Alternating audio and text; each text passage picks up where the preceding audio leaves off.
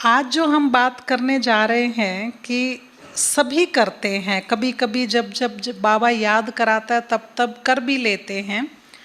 अच्छा, ज्ञान है तो वैसे भी अपने कार्य व्यवहार कर्म दिखते रहते हैं। किसी से भी छुपा लो, अपने आप से नहीं छुपाया जा सकता। दुनिया वाले भी ये बात फील करते हैं। देखो, अपने तरीके की चार्ट चेकिंग वो भी करते हैं। एक बहन आ रही थी कोर्स करने के लिए, एक रियल किस्सा सुनाती हूँ। तो 6 दिन 7 दिन का कोर्स हो गया, तो फिर वो कहने लगी कि एक दिन ये अष्ट शक्तियों वाला लेसन खोल के तो ये पावर टू पैकअप फिर से करवाइए।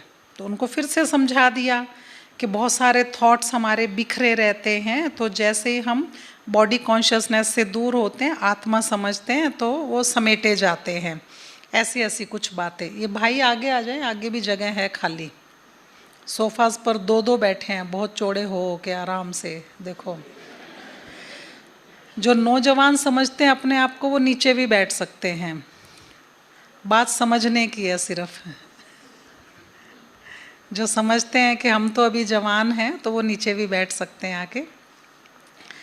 तो उसने कहा कि उसने एक किस्सा सुनाया।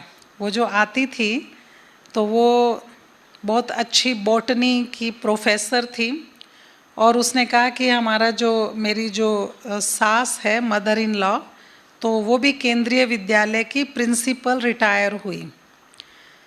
तो उसने अपना एक कहानी सुनानी शुरू की।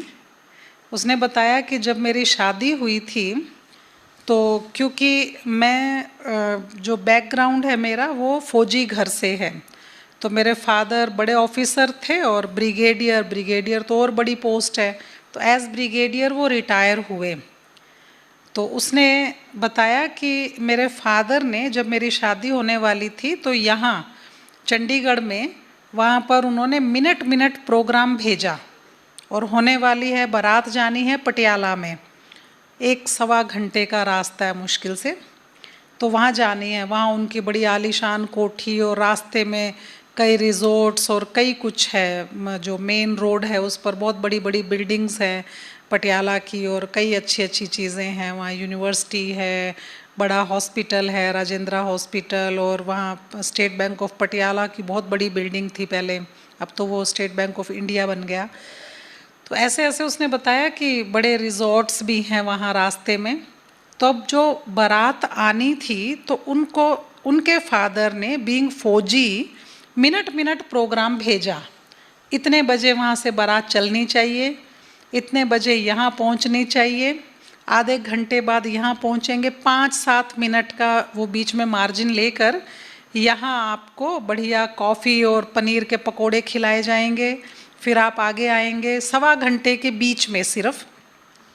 तो आगे बिल्कुल शादी के मंडप पर पहुंचने से पहले, जयमाला से पहले, गर्मियों का मौसम था, बहुत बढ़िया मैंगो शेक पिलाया जाएगा, फ्लेवर्ड बढ़िया मैंगो शेक। तो फिर उसके बाद आप फलां रिजॉर्ट में वहाँ आएंगे और वहाँ ये शादी की रीति रस्म होगी। तो बारात जो इधर परिवार है वो सारा एजुकेशन को समर्पित, मतलब प्रोफेसर, बड़े प्रिंसिपल, और एक बड़ी वहाँ डीम्ड यूनिवर्सिटी है चितकारा यूनिवर्सिटी, उसमें वो उनके पार्टनर और बड़े प्रोफेसर थे, लाइक वाइस प्रिंसिपल, इस तरह से। तो वो भी उनका सास ससुर पति ये सब एजुकेशन को समर्पित। तो इन्होंने बिल्कुल सेम वैसे ही किया, बिल्कुल टाइम पर टिच बारात चली वहाँ पर, और जैसे जैसे कहा, और फिर वो वैसे वैसे वहाँ पहुँचते गए जहाँ उनका रिसेप्शन होना था, जहाँ कॉफ़ी और पनीर के पकोड़े मिलने थे, और ऐसे ऐसे आगे चले गए वो। मज़ेदार चीज़ क्या हुई कि जिस रिज़ॉर्ट में, जिस पैलेस में उनको बढ़िया मैंगो शेक मिलना था, टोकरियों में बड़े बड़े आम सजे हुए, वाइट वाइट ड्रेस में केटरिंग वाले वो खड़े, मशीनें तैयार, लेकिन लाइट चली गई।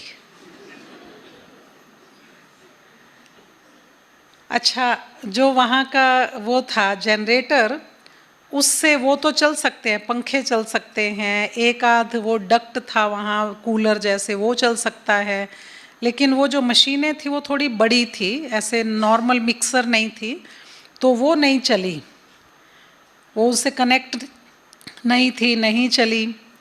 कोई बड़ा हैवी जनरेटर होगा वो चलाया नहीं या उसकी तैयारी नहीं थी, लाइट अक्सर वहाँ जाती नहीं थी।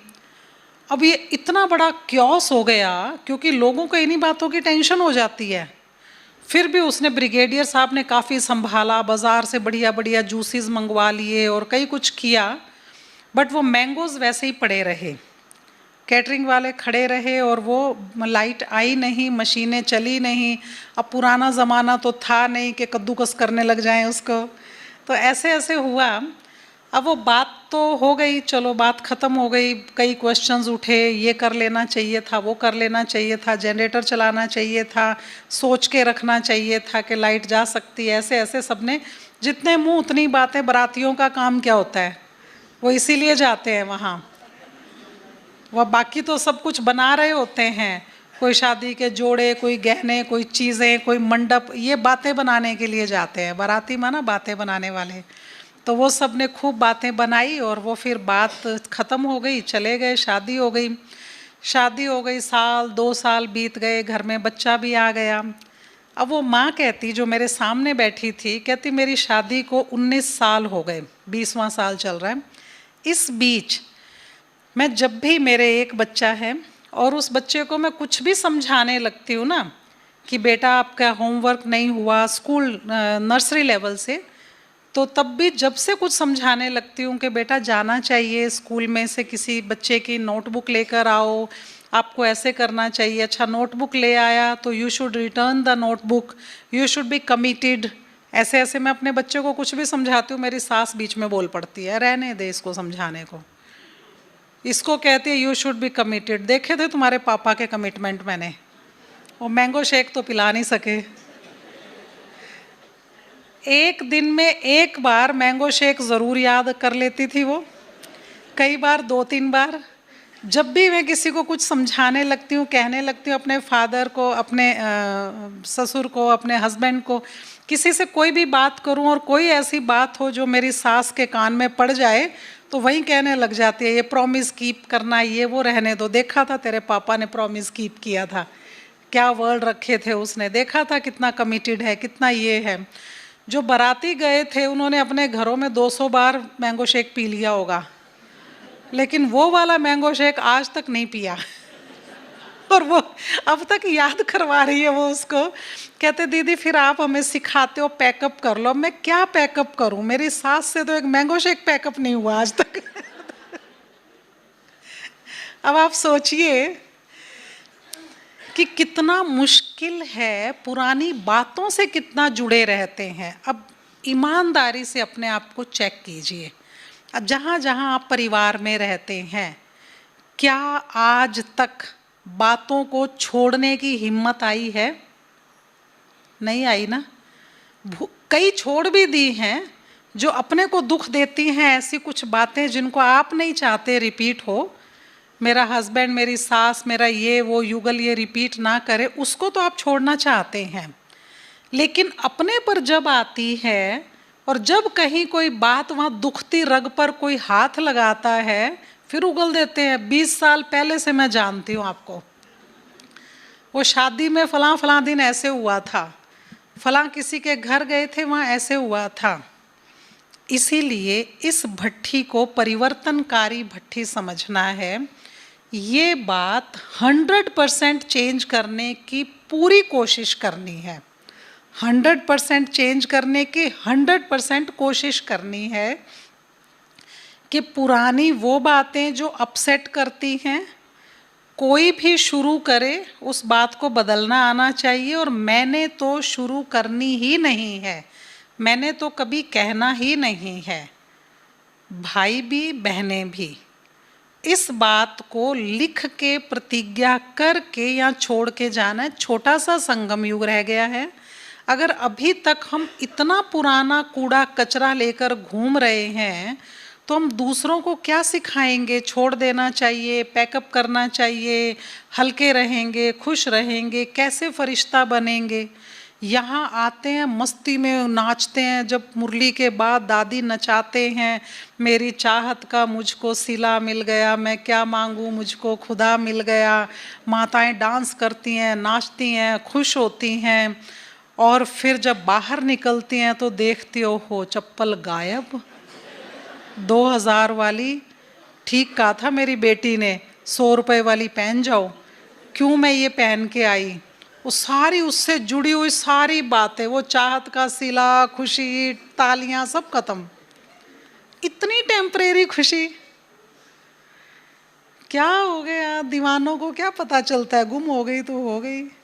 और वो भी दीवानी थी जो आपकी पहन गई। उसने सोचा भगवान ने बढ़िया चप्पल दी मुझे। तो वो भी पहन के चली गई। और उसके बाद आप ढूंढ ढूंढ के परेशान, हर क्लास में बैठते हैं, पहले उठ जाते हैं, क्लास के बीच में से उठते हैं, सारे चक्कर लगाते हैं। अरे वो समझदार है जिसने महंगी चप्पलें उठाई, वो क्यों क्लास में पहन के आएगी अब? आपकी तो क्लास में से उठी है, तो वो क्यों पहन के आएगी अब दोबारा? वो उसने जाके अटैची में रख ली, पैक करके। उसे प्राप्ति हुई है ना भगवान के घर। और आपके थॉट वेस्ट हो रहे हैं। इसीलिए कोशिश करें कि कुछ भी दुनिया में, सिचुएशंस में ऐसे काम हो ही ना जिसमें थॉट वेस्ट हो। पता लगे सचमुच में जहाँ भीड़ है, जहाँ ऐसी जगह है, वहाँ कैसे कपड़े, कैसी चप्पल पहन के आनी चाहिए, किस तरह का ड्रेसअप होना चाहिए जो मुझे देख के दूसरों के थॉट नहीं चले। लोग मंदिर में भी कह देते हैं, देखो मंदिर में, कीर्तन में, तीर्थ में आई और ड्रेस देखो जरा इसकी, कि जैसे पार्टी में जा रही हो। तो सोचो कि हम तो वो पक्के बीके हैं जिनको संकल्पों की बचत का मालूम है, तो उनके तो ना खुद के संकल्प वेस्ट होने चाहिए ना दूसरों के वेस्ट होने चाहिए।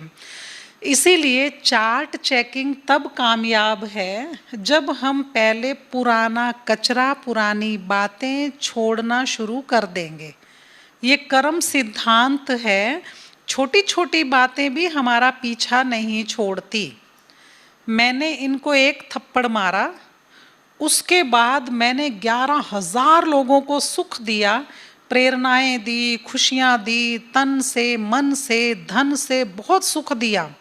उन 11,000 लोगों से मुझे सुख मिलेगा, इज्जत मिलेगी, प्यार मिलेगा, बहुत प्रशंसा मिलेगी, बहुत रिस्पेक्ट मिलेगी, लेकिन वो एक थप्पड़ वहीं खड़ा रहेगा। उस 11,000 लोगों को सुख देने से वो थप्पड़ खत्म नहीं होने वाला है।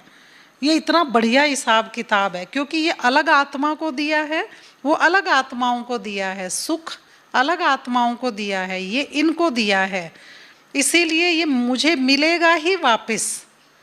कभी भीड़ में, कभी ट्रेन में चलते हुए, कभी किसी मेले में, कभी कहीं, चाहे गलती से, चाहे उनसे गलती से लग गया, चाहे अगला जन्म चला गया, अगली यात्रा शुरू हो गई, वो शरीर छोड़ गए या मैं शरीर छोड़ गई, वो वापस ज़रूर आएगा वो थप्पड़।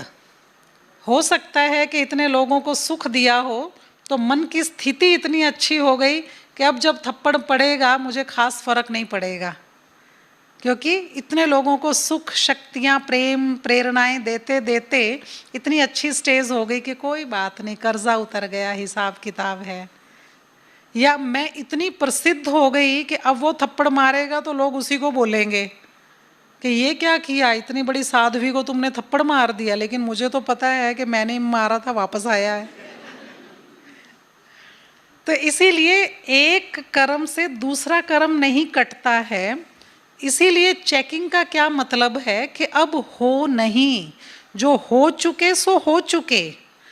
किसी का 1 गुना मिला, किसी का 100 गुना मिला। जो ब्राह्मण बनने के बाद गलत दृष्टि भी रखी, दैहिक दृष्टि से भी देखा, उसका भी विकर्म बना है।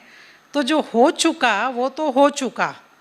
आज से, अभी से जो मुझे अकल आई, समझ आई, और जब जब ये समझ आई तब से कर्मों पर फुल अटेंशन। जो मैं कर रही हूँ स्क्रीन पर दिखाई दे रहा है। सोचो, आपके बच्चे देख रहे हैं, वो जो आप सोच रहे हो उसकी फिल्म बन रही है और आपके बच्चे देख रहे हैं। बच्चे जो कर रहे हैं वो उसके पेरेंट्स देख रहे हैं। शर्म आने लग जाएगी कि क्या क्या सोचते रहते हैं अभी भी। तो इसीलिए अब अच्छी तरह चेकिंग करनी है, सोचना, बैठना, लिखना, अटेंशन देना, और बार बार अपना चेहरा देखना। बाबा को क्यों गीत गाना पड़ता है, मुखड़ा देख ले प्राणी ज़रा दर्पण में। तो इसीलिए अब मुझे दूसरा कोई क्यों याद कराए कि ये विक्रम है, ये सोचना नहीं चाहिए, ऐसे करना नहीं चाहिए। अब मुझे खुद को खुद ही देखना है। दूसरा कोई याद कराएगा, आपको बुरा लगेगा, फिर आप उसको कुछ कह देंगे, फिर और बात का परेशानी खड़ी हो जाएगी। इसीलिए 5 बातें जो पुरुषार्थ की चेकिंग भी है और अपने कर्मों पर अटेंशन देने का तरीका। क्यों बाबा को बार बार एक ही बात कहनी पड़ती है? 8 घंटे योग करो। 8 घंटा योग करने का मतलब 24 घंटा अटेंशन है ना। 24 घंटे अटेंशन रखेंगे तो जब योग में होंगे तो गुस्सा आएगा ही नहीं। ऐसे ही होता है ना। योग में गाली देने को दिल करेगा, गुस्सा करने को, गलत शब्द बोलने को दिल ही नहीं करेगा। तो योग में हैं तो विक्रम होंगे ही नहीं। योग युक्त हैं तो पिछले विक्रम विनाश होंगे, हल्कापन आएगा, विवेक जागृत होगा।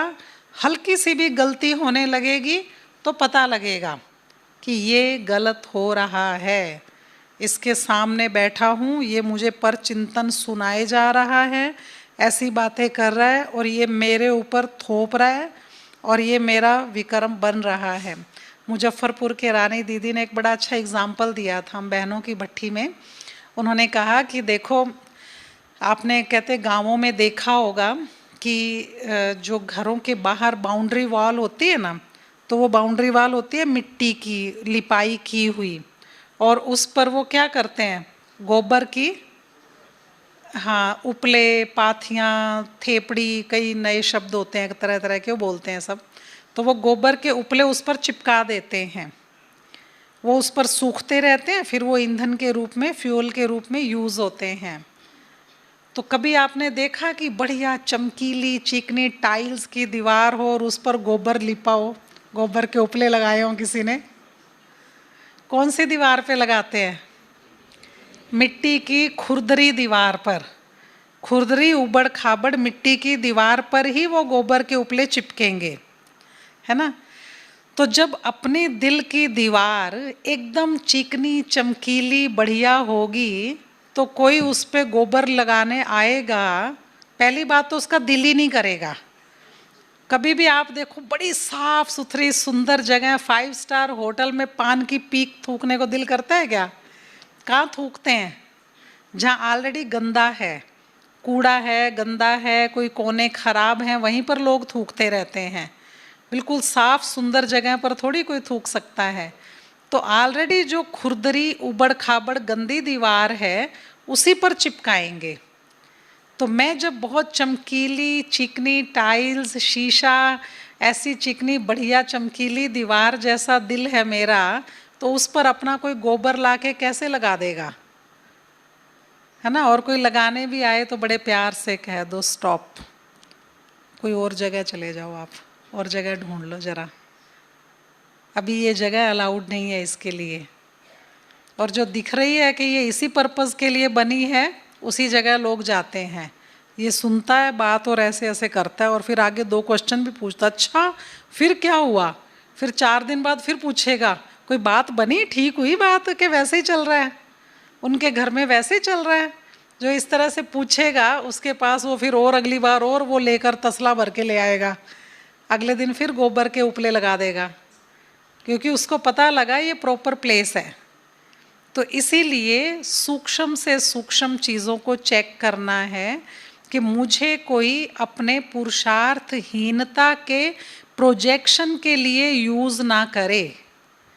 वो पुरुषार्थहीन है, बस मुरली सुन ली, 24 घंटे बाद दोबारा मुरली सुनने आ जाएगा, बात ख़त्म, बस इतना ही करना है। और बाबा का बन गया, मुसीबत पड़ने पर याद करेगा बाबा को, बस उसका इतना ही काम है। तो वो मुझे ना यूज़ करे अपने गंदगी फेंकने के लिए। तो इसीलिए कुछ सिर्फ 5 छोटी सिंपल बातें जो सभी कर सकते हैं उस पर अटेंशन देना है। सच्चाई बताती हूँ कि कितने बाबा से मिलने आते हैं बाबा के बच्चे ना, 20-25 हज़ार जब सीज़न होता है, कभी तो ज़्यादा भी हुआ है 27 हज़ार। अब सोचो कि 25,000 का खाना बना और 1,000 लोग और पहुंच जाए, 50, 60, 100 तो एडजस्ट हो जाते, 1000 मोर। और 1000 कितनी जगह घेरते हैं, आप सिर्फ 200 सवा 200 हैं, कितनी जगह घेरी हुई है, और 1,000 लोग होंगे तो कितनी जगह और चाहिए। उस हॉल में बैठते हैं। अब ये वो 25,000 लोग हैं, 26,000 जो बाबा से मिलने आए, खुशी में, प्यार में, बहुत अच्छे पुरुषार्थी भी हैं। उनमें से अगर ईमानदारी से चेक करें, सभी में सुबह की क्लास करने वाले 60% होंगे। उनमें भी सुबह की क्लास में आने वाले भी अमृत वेला उठने वाले 10-20% और कम हो जाएंगे। जो 5 सवा 5 उठते जल्दी जल्दी तैयार होते हैं, क्योंकि और तो कोई टाइम है नहीं मुरली सुनने का, सुबह ही सुन सकते हैं, फिर तो अपने कारोबार बिजनेस में बिजी हो जाएंगे। तो इसीलिए वो उठ के जल्दी तैयार होके 6 सवा 6 जो जहाँ टाइम है वहाँ पहुँच जाते हैं। अच्छा, फिर अमृत वेले तो उठ गए, 20% और कम हो गए उसमें से। अमृत वेले उठ गए, उनमें भी पावरफुल अमृत वेला करने वाले और कम हो जाएंगे। तो 25,000 में से कितने रह जाएंगे? वो मुश्किल से 4-5 हज़ार जो पावरफुल अमृत वेला करते हैं और अटेंशन रखते हैं इस बात पर। तो इसीलिए मैं उन 4-5 हज़ार में हूँ, और उनमें भी मुझे और आगे नंबर लेना है। तो इस भट्टी में ये अटेंशन रखना है, इसको फाइनल करना है, बिल्कुल फाइनल, कि अमृत वेला में उठना ही है। प्रथम प्रहर होता है 2 से 5 बजे, 3-3 घंटे के प्रहर होते हैं, 8 प्रहर होते हैं, 2 से 5, फिर 5 से 8, फिर 8 से 11। ये तो अंग्रेजों की बनाई हुई घड़ी के हिसाब से है। तो इस तरह 8 प्रहर होते हैं। तो प्रथम प्रहर अमृत वेला ब्रह्म मुहूर्त 2 से 5 बजे के बीच। 5 बजे के बाद किन का टाइम होता है? सबको पता है ना, देखो भक्तों का, मांगने वालों का। तो ये जो पहले आ गए ये मांगेंगे नहीं, जो 2 बजे आके बैठ गए अपने माशूक के पास, ये मांगने वाले नहीं है। ये 3 बजे 4 बजे वाले ये वारिस हैं, अधिकार से लेने वाले हैं।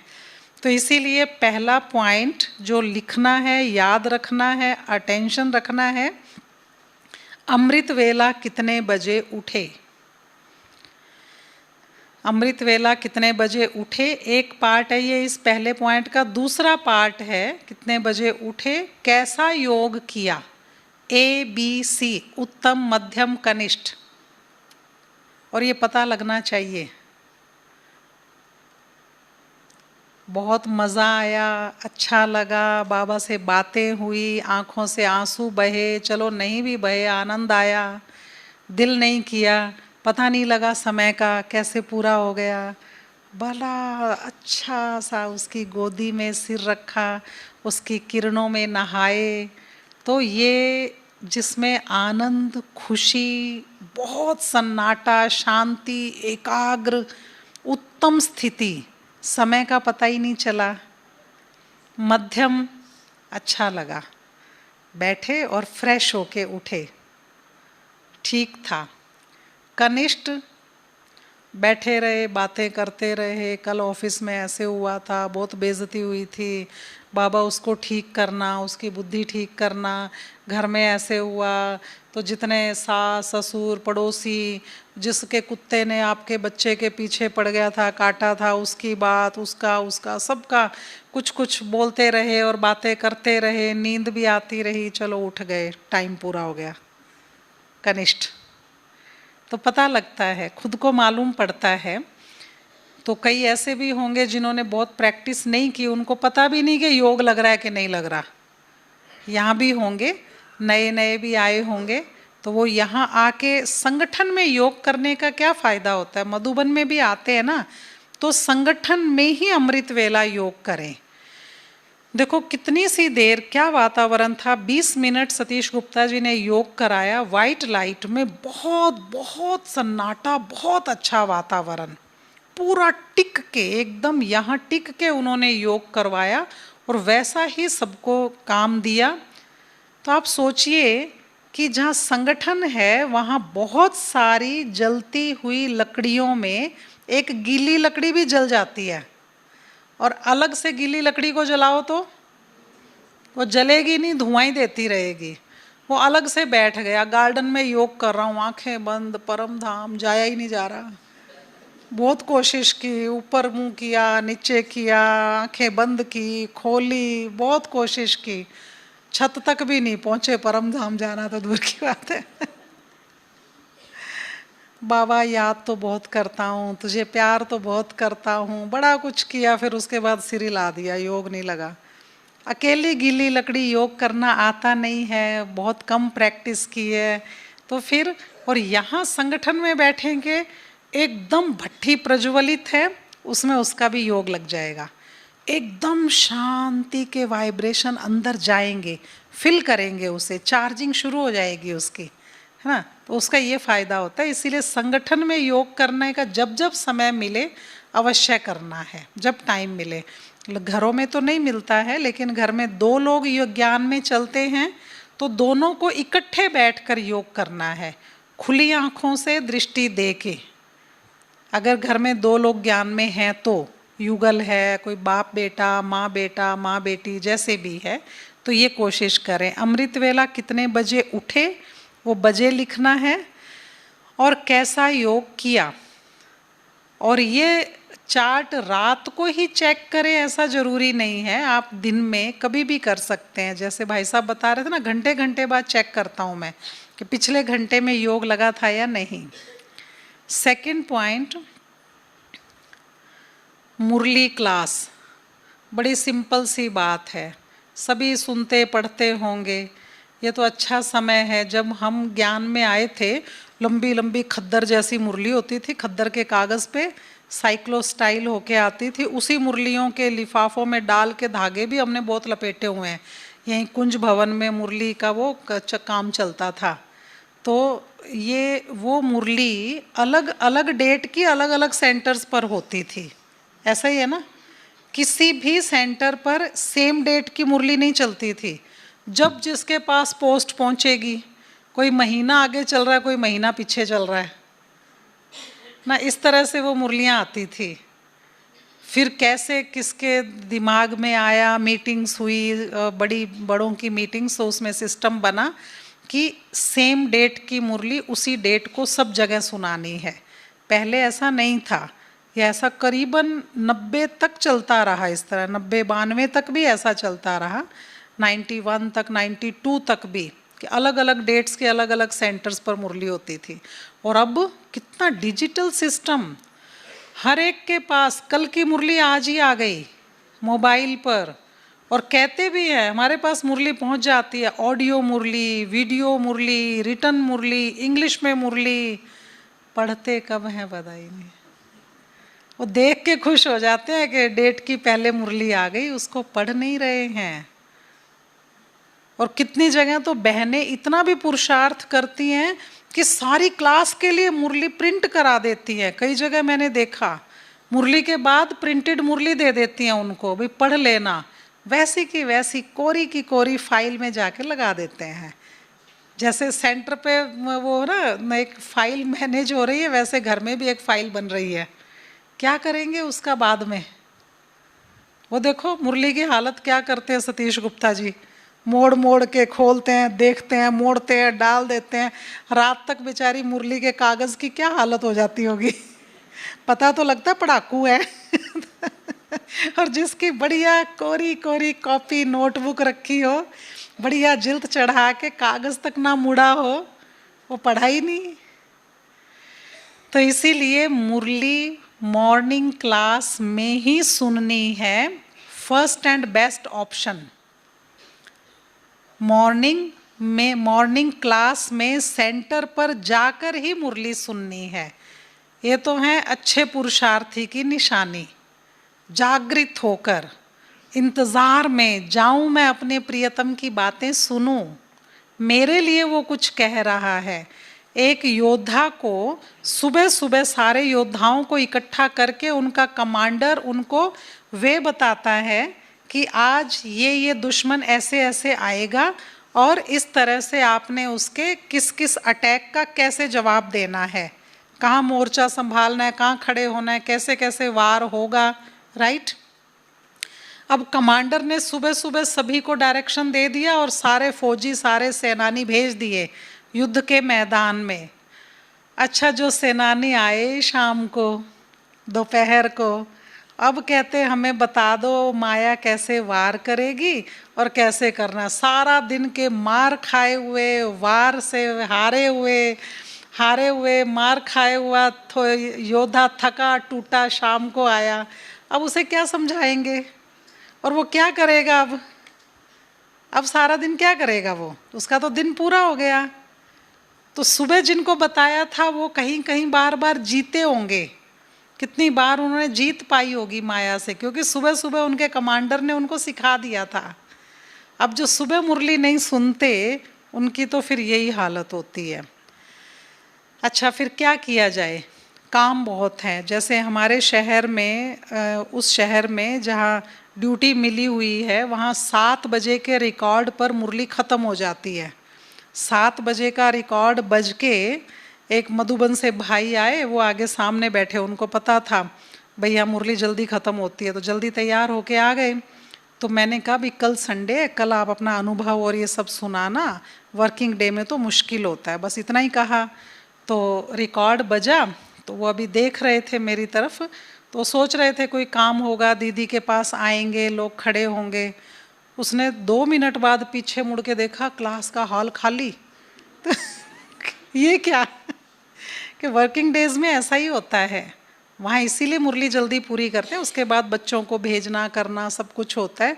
अलग अलग शहर में अलग अलग समय है उनकी सुविधा के अनुसार, लेकिन फाइनल जो करना है वो ये कि नाश्ता तभी करना है जब मुरली पढ़ चुके या सुन चुके। अगर सुनने नहीं गए किन्हीं कारणों से, बच्चों को स्कूल इंस्टीट्यूट कहीं भेजना है, जल्दी ऑफिस जाना है, कुछ भी आपको काम है, आप शाम की क्लास में जाते हैं, तो भी मुरली आपके पास है, आपने मुरली पढ़े बिना या सुने बिना ब्रेकफास्ट नहीं करना है। हो सकता है ऐसा, हो सकता है दूध पीते हैं, सिर्फ दूध का गिलास भी नहीं पीना, नाश्ता नहीं करना मुरली सुने बिना। होगा फाइनल, हाथ खड़ा करो जो कर सकते हैं ऐसा। अच्छा, जिन्होंने नहीं किया वो दिखाई दे रहे हैं मुझे, मैं हाथ खड़े नहीं देख रही, जिन्होंने नहीं किया उनके देख रही हूँ, वो नहीं करेंगे ऐसा। चलो एक 3 मिनट के गीत में शायद ताकत आ जाए।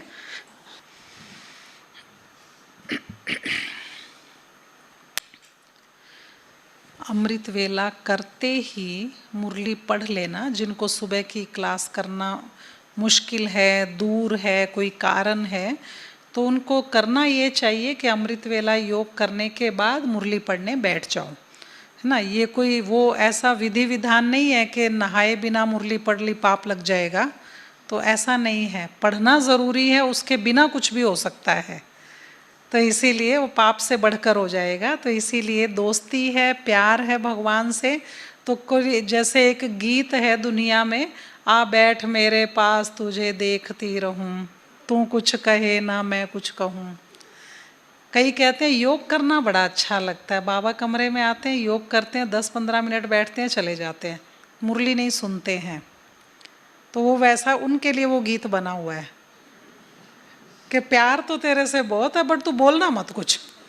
तेरा बोलना नहीं अच्छा लगता, ना मैं बोलूँ ना तू बोल, तो तू कुछ कहे ना मैं कुछ कहूँ। वैसे प्यार बहुत है, इश्क बहुत है, मरते हैं हम तुझ पे। तो ऐसा नहीं, मुरली नाश्ते से पहले ही पढ़नी है, ये फाइनल करना है। ये भट्ठी में एक दिव्य परिवर्तन करके जाना है।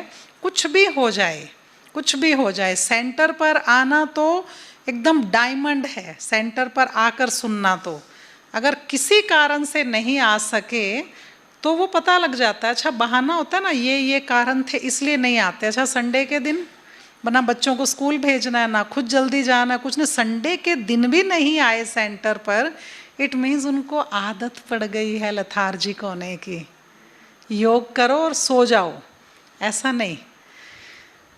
तीसरी चीज़, तीसरा पॉइंट, मुरली से ही स्वमान निकालना और उसके पॉइंट्स याद रखना, चेक करना है मुरली से, मुरली का स्वमान, वरदान या पॉइंट्स सारा दिन कितना याद रहे।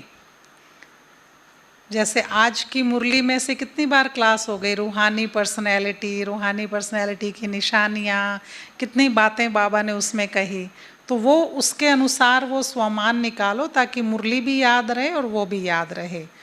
तो मुरली का स्वमान, वरदान या पॉइंट्स कितना याद रहे ये चेक करना है, रात को लिखना है।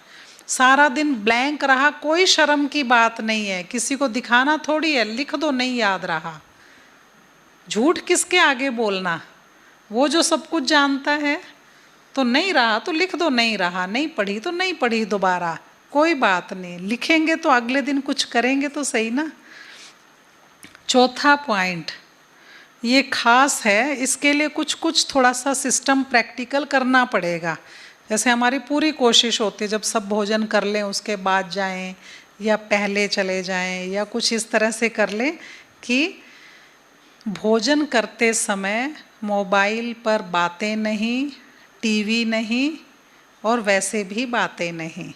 भोजन करते समय मौन, शांत, ताकि उस ब्रह्मा भोजन का रस बने और वो आपको अंदर से शक्ति दे। कर सकते हैं सभी ये, या सारी दुनिया की बातें भोजन करते समय ही करनी है ना। शिकायतें लगानी है बच्चों की, इसकी उसकी, भोजन के टाइम ही लगानी है, ना खुद शांति से रोटी खानी ना दूसरे को खाने देना।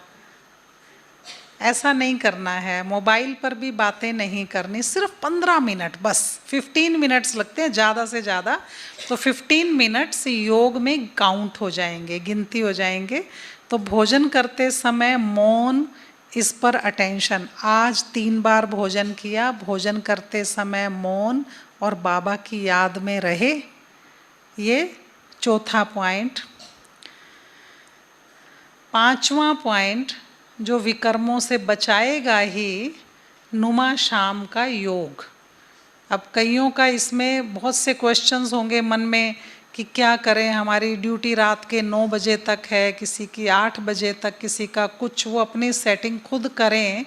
ये भाग्य है जो अगर बैठकर योग कर सकते हैं कम से कम आधा घंटा, 7 से 7:30 कम से कम।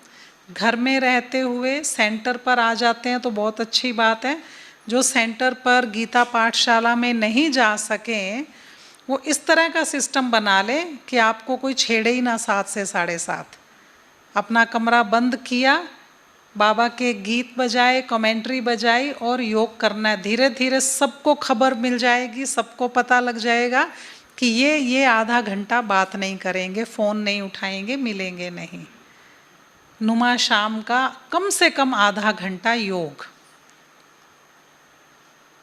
कितनों के लिए पॉसिबल है ये? माताओं के लिए, सबके लिए है। बाबा कहते हैं माताएं खाली होती हैं, वेली, बस 2 रोटी पकाई, काम खत्म। आजकल तो स्थूल काम भी बहुत नहीं है, काम वालियां रखनी जरूरी है आजकल तो, है ना। एक बहन थी, वो जब बारिश होती थी तो उसकी मेड सर्वेंट आती नहीं थी, तो वो दूर कहीं कॉलोनी थी, कच्ची सी कॉलोनी, जहाँ से वो रहती थी, तो गाड़ी भी नहीं जाती, वो स्कूटर पर उसको लेने चल पड़ती थी। 2 कमरे के फ्लैट में पोछा नहीं लगाती थी। झाड़ू पोछा करना मुश्किल है और इतना चल के, इतनी गंदगी में, कीचड़ में, बारिश में स्कूटर स्लिप होने का भी खतरा, वहाँ उसको लेने चली जाती थी, स्कूटर पर बिठा के लाती थी और वो आती थी, 5 मिनट में झाड़ू पोछा किया और खाली। बताओ, और उसने आधा घंटा लगाया, आधे घंटे से ज़्यादा, गई लाई, तैयार भी होके गई, थोड़ा सा उतने में तो वो कर ही लेती, इससे अच्छा तो ऐसी हालत हो गई है कि डिपेंडेंसी बहुत हो गई है, तो इसीलिए ऐसे कामों में भी टाइम वेस्ट हो जाता है। तो शाम का योग आवश्यक है, कुछ भी करके आपने समय निकालना ही है। भाई जो बिजनेस में है, नौकरी में है, नहीं पहुंच सके 7 बजे तक घर में या सेंटर पर, तो वो कुछ भी थोड़ा सा और सेटिंग कर लें, 7:15 से 7:30 से 8 कर लें। आधा घंटा शाम को योग ज़रूर करना है। आप कोशिश करेंगे तो बाबा मदद करेगा, अगर कोशिश ही नहीं करेंगे तो बाबा की तरफ से भी फिर क्लीन हो जाता है कि तुमने ही नहीं मेहनत करी तो मैं क्या करूं। तो इसीलिए ये वो बात है जो अपने आप को, ये ना अपने आप सेफ्टी वाली बातें अंदर आएंगी। शाम को योग करने लगेंगे ना, उससे पहले सारे दिन की एक बार 2 मिनट में दिनचर्या घूम जाएगी, कहाँ कहाँ टाइम वेस्ट किया, कहाँ कहाँ किसी को दुख दिया, ऐसी बात बोली जो उसका बीपी हाई कर दिया, तो ऐसे ना उससे दुआएं मिली, कुछ भी गलतियां होंगी, चार्ट की चेकिंग होगी, हाथ से नहीं लिखेंगे यहाँ शुरू हो जाएगा। तो इसीलिए ये पापों से विकर्मों से बचाता है। अमृत वेला योग, शाम का योग, और उसके बाद पुराने विकर्म विनाश भी करने हैं तो ज़्यादा योग। अभी भी तो टाइम निकाल कर आए हैं, कुछ पीछे छूट थोड़ी गया, खराब थोड़ी हो जाएगा कुछ, है ना। तो वैसे इतना ज़्यादा टाइम निकाल लिया तो रोज़ शाम को आधा घंटा भी निकाल ही सकते हैं भाई, सभी निकाल सकते हैं। जो रिटायर हो गए हैं वो निकाल सकते हैं कि उनके लिए और ज़्यादा मुश्किल काम है, पोते पोतियों को खिलाने ले जाना होता है शाम को ही। 100% कोशिश करनी है, मात्र 5 बातें रोज़ चेक करनी है। लिखी सभी ने? एक बार रिवाइज कर देती हूँ। अमृत वेला कितने बजे उठे और कैसा योग किया, ABC। पीछे वाले सुन रहे हैं ध्यान से? हाथ ऊपर करें जरा, सुना ना सभी ने? सेकंड, मुरली क्लास, मॉर्निंग मुरली क्लास की या नाश्ते से पहले मुरली पढ़ी? इस पर टिक मार्क करना है, पढ़ी या नहीं पढ़ी। काम चलाऊ पढ़ी, ये पढ़ी, वो तो आपके ऊपर है ना भाई। जैसे नियम ही बना लिया तो फट फट फट फट मुरली पढ़ो और जल्दी नाश्ता लगा दो, मेरा मुझे बहुत काम है तो। तीसरा, मुरली में से ही स्वमान निकाल कर याद रखा। मुरली का स्वमान, वरदान, मुरली के पॉइंट्स सारा दिन में कितने याद रहे, ये परसेंटेज में लिखें, आधा दिन लिखें, जितने रहे अपनी संतुष्टि के अनुसार लिख सकते हैं। चौथा पॉइंट, भोजन करते समय मौन, दिन में 3 बार अटेंशन और योग लगेगा, फिर मौन और बाबा की याद में भोजन करना। और लास्ट पॉइंट है नुमा शाम का योग, और ज़रूरी काम है चार्ट लिखना, है ना भाई। जैसे होमवर्क देने के बाद वो मैडम लिख के भेजती थी टीचर कि ये जो जिस डायरी में होमवर्क लिखते थे प्लीज़ इसको ज़रूर पढ़ना। जो होमवर्क दिया वो होमवर्क क्या दिया वो भी पढ़ लेना। तो ये सभी ने करना है ताकि आपकी भट्ठी सफल हो। आपका यहाँ आना, दीदियाँ आपको लेकर आई हैं इतनी मेहनत करके, कितनी छटनी की है, कोशिश की।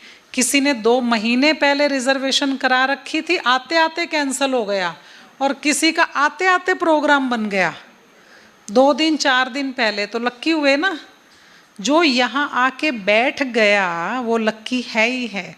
और कितनी मेहनत से बहनें लेकर आती हैं, कितनी मुश्किल से पांडव भवन में भट्ठी मिलती है, हम सब जानते हैं। इतनी सारी एप्लीकेशंस होती है मुन्नी दीदी के सामने, और उनमें से बारी बारी किसको कैसे सॉर्ट आउट करती हैं वो। मतलब अगर ये कम से कम कितनी होती है शंभू भाई एक सीज़न में भट्ठी है? नहीं, वैसे लगभग कितनी 30 हो जाती हैं? 21। तो लगभग देखो आप, उनके पास 150 एप्लीकेशंस जाती हैं, उसमें से 21 की सिलेक्शन होती है एक साल में, बाकी अगले साल के लिए पेंडिंग हो जाती है। और इस बार तो कितने पहले भी, कितने जून में, मई जून में तो मिला ही नहीं चांस, अप्रैल मई जून में। इस बार जुलाई में शुरू हुई है। तो आप बहुत बहुत लक्कीएस्ट हैं जो आप पहुंच गए भट्ठी की। और इसके बाद फिर चांस मिलेगा, पता नहीं कब मिलेगा, लेकिन जो भट्ठी से परिवर्तन हुआ ये अविनाशी होना चाहिए, ये बस फाइनल होना चाहिए। और कितना अच्छा लगे अगर आप अपनी लाइफ में ये बात कहो कि मैंने उस दिन के बाद कभी अमृत वेला मिस नहीं किया। आपको खुद बोल के कितना अच्छा लगेगा। मुझे आत्मा ने भी, जहाँ से मुझे परवरिश मिली, पालना मिली, हमें ये पता ही नहीं था कि अमृत वेला मिस करना और मुरली मिस करना होता क्या है। मॉर्निंग में मुरली ना सुनना ये क्या होता है, हमें तो मालूम ही नहीं था। मतलब अमृत वेला और मुरली मीन्स जैसे रोटी खाना ज़रूरी है वैसे कंपलसरी है ये। इसको मिस करना क्या होता है, इसका वो डेफिनेशन ही नहीं लाइफ में। चाहे ट्रेन में है, चाहे हॉस्पिटल में है, 2 दिन के लिए हॉस्पिटल में एडमिट हुई, 11-12 बजे तक ड्रिप लगी रही और 3 बजे उठ के बाहर कुर्सी रख के बैठ गई मैं गैलरी में। वो नर्सिस दौड़ी आई, क्या हो गया क्या हो गया? मैंने कहा कुछ नहीं, मैं मेडिटेशन कर रही हूँ, आप भी मेरे सामने बैठो, हम तीनों करेंगे। उनको भी कमेंट्री दे के अमृत वेले सेवा भी हो गई। 3 बजे से लेके 4 बजे तक वो योग करती रही, फिर उनकी ड्यूटी चेंज हुई। तो सोचो कि कितना अच्छा लगता है कि पिछले 35-36 वर्षों में कभी भी अमृत वेला मिस नहीं हुआ। पता ही नहीं अमृत, चाहे रात के 12 बजे सोएं, 1 बजे सोएं, उठने का टाइम वही है। दिन में रेस्ट का टाइम मिल जाता है। अमृत वेला करके भी कभी नहीं सोए, क्योंकि वहाँ होता ही नहीं, वहाँ टाइम नहीं है, क्लास जल्दी होती है वहाँ 5:15 बजे। अच्छा, टीचर बनने का मतलब फैसिलिटी है, आपको ज़बरदस्ती संपूर्ण जल्दी बनना पड़ेगा। वहाँ 5:15 बजे क्लास वाले आके सिर पर खड़े हो जाएंगे, कब सोओगे आप? तो इसीलिए सिस्टम ही ऐसा बना हुआ है। तो ये बहुत बहुत ही आपका अच्छा भाग्य है जो आप पहुँचे, अच्छे पुरुषार्थ के लिए आप वचनबद्ध हैं और आपका जीवन बहुत अच्छे पुरुषार्थ और खुशियों से भरा हुआ हो, ऐसी हमारी दिल से शुभकामना है।